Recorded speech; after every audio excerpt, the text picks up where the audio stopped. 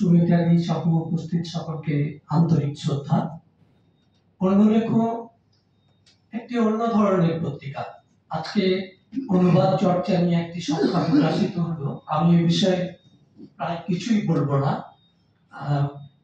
সুমিতাদির বক্তব্যের জন্য খুব আগ্রহ ভরে আপনারাও অপেক্ষায় আছেন, আমিও সেই অপেক্ষাতেই আছি।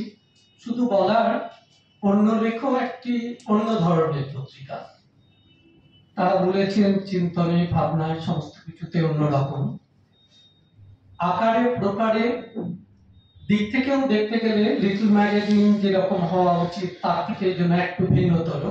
সন্দীপ দত্ত থাকলে হয়তো বলতেনই একে লিটল ম্যাগাজিন বলা যাবে কিনা, কারণ অনুষ্ঠুপ এবং বিভাবের কলেবর দেখে তার বুড়ো কুচকে থাকতো সবসময়। কিন্তু লিটল ম্যাগাজিনের তো পরিবর্তন হচ্ছে সময়ের সঙ্গে সঙ্গে, তারও কিছু পরিবর্তন স্বাভাবিক। এখানে আমার যেটুকু অন্যলেখের সাথে পরিচয়, তাদের দুটি সংখ্যা আমাকে খুব নিবিড়ভাবে পড়তে হয়েছিল এবং পত্রিকায় তার সমালোচনা করতে হয়েছিল। সুতরাং এই সংখ্যাটি কিরকম হয়েছে সেটাও নিশ্চয়ই একবার দেখবার সুযোগ হবে। কিন্তু দেবাশিস বাবু একজন বড় সংগঠন, এটা বলতেই হচ্ছে। তিনি একাধারে এখনো প্রশাসনিক বড় গুরুত্বপূর্ণ দায়িত্বে রয়েছে। একটি পত্রিকা, ষান্মাসিক পত্রিকা এভাবে বের করছেন। তার সঙ্গে সঙ্গে তিনি একটি নাট্য দলেরও পরিচালক, যেটা আপনারা শুনেছেন। সুতরাং এই কর্মবৃত্তে শুভেচ্ছা। আর দ্বিতীয়ত, সত্যিবাবু যদিও বললেন যে অনুবাদ এখন কিছুটা উপেক্ষিত, কিন্তু আমার যেন মনে হচ্ছে হ্যাঁ, আমরা ছেলেবেলায় সুধীন্দ্রনাথ রাহা, হীরেন্দ্রনাথ দত্ত, মোহনলাল গঙ্গোপাধ্যায় সহ অনেকের অনুবাদ পড়ে বিশ্ব সাহিত্যের স্বাদ পেয়েছি, কিন্তু বেশিরভাগ অনুবাদই ছিল ইংরেজিতে।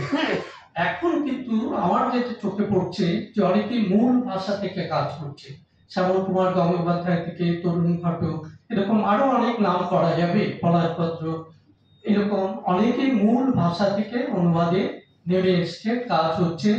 অনুবাদ নিয়ে, শুধু অনুবাদ নিয়ে একটি পত্রিকা প্রকাশিত হচ্ছে, এই জিনিসটি কিন্তু খুবই আশাপ্রদ। আর আমি আর কিছু বলবো না, শুধু একটা ঘটনার কথা আপনাদের বলি। Mohanlal Gangopadhyay all quiet on the western ফ্রন্টে অনুবাদ করেছে। খুব মজা লাগলো, সেই পত্রিকার শেষে রবীন্দ্রনাথ একটি সার্টিফিকেট দিচ্ছে। এইটি আমার শেষ নিবেদন।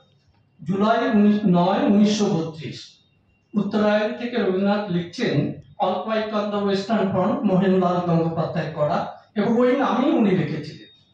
সেখানে লিখছেন, this is to certify that I consider Mr. Mohanlal Ganguly in every way competent to the translate Eric Remarque's All Quiet on the Western Front into the Bengali language.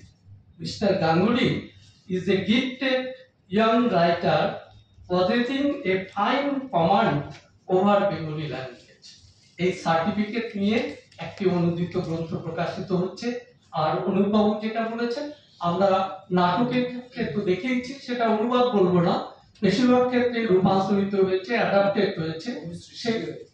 হ্যাঁ, পুনঃসৃষ্টি। রবীন্দ্রনাথও তো বলেছেন নিজেকে যে তিনি যা কাজ করেছিলেন সেটাকে ঠিক অনুবাদ বলা যাবে না, ট্রান্সলেশন বলা যেতে পারে, এবং তা নোবেল পুরস্কারে ভূষিতও হয়েছে।